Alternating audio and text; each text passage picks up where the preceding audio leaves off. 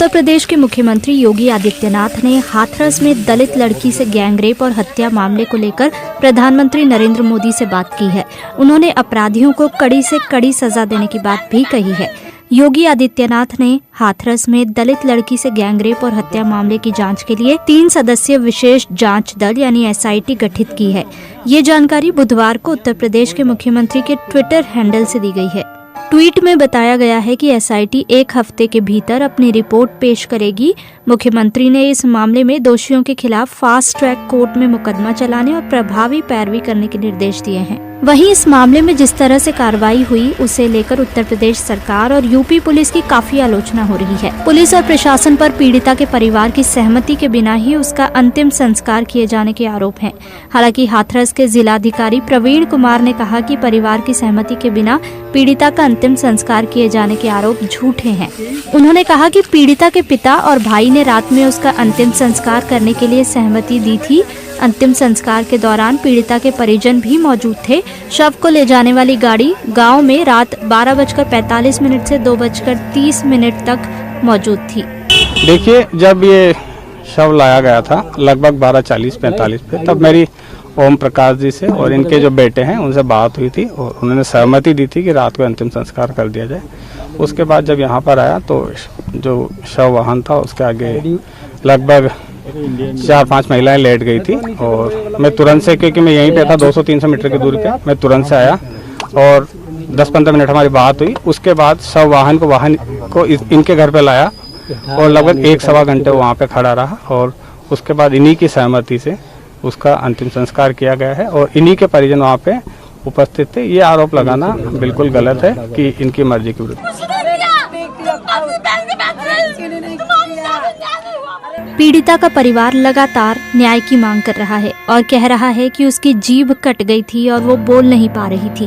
वहीं BBC से हाथरस की SP विक्रांत वीर ने कहा कि पीड़िता की जीभ को किसी भी तरह के हथियार से नहीं काटा गया था। उन्होंने कहा कि मीडिया और सोशल मीडिया में चलाई जा रही रिपोर्टें भ्रामक हैं।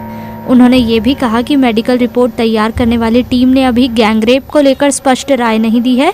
फोरेंसिक रिपोर्ट का इंतजार किया जा रहा है। हालांकि चारों गिरफ्तार अभियुक्तों पर गैंगरेप की धाराएं ही लगाई गई हैं।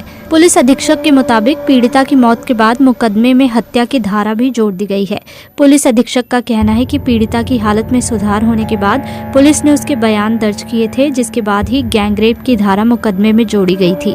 उन्होंने बताया कि पीड़िता ने पुलिस को बोलकर और इशारों में अपना बयान दर्ज कराया था। ये घटना 14 सितंबर की है, 9:30 बजे की, और 10:30 बजे पीड़िता अपने भाई के साथ वहाँ मौजूद थाने पे आई थी और उनके भाई ने अपने स्वयं की हैंडराइटिंग में जो एप्लीकेशन दिया था उस पर अपराध पंजीकृत हुआ था और उसके बाद से विभिन्न चरणों में जैसे जैसे आरोप आगे आते रहे और 22 तारीख को पहली बार पीड़िता ने अस्पताल में ट्रॉमा सेंटर में ये बताया कि उसके साथ गैंगरेप हुआ है।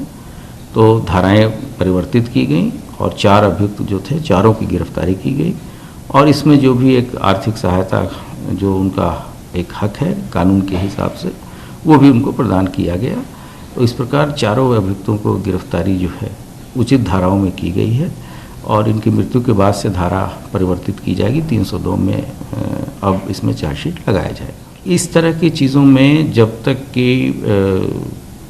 FSL की रिपोर्ट ना आ जाए कुछ भी कहना उचित नहीं होगा। विवेचना के दृष्टिकोण से भी और विधिक दृष्टिकोण से भी जब FSL की रिपोर्ट आ जाएगी तभी इस पर हम लोग कुछ कमेंट कर रहे हैं। जबान काटने की बात कल डिनाई की जा चुकी है। जो जब वो दिल्ली शिफ्ट हो रही थी और AMU से जो जारी हुआ था जो इंजरी रिपोर्ट, उसके बेसिस पे ही जिला प्रशासन ने ये बात कही थी और जबान कटने की बात नहीं है।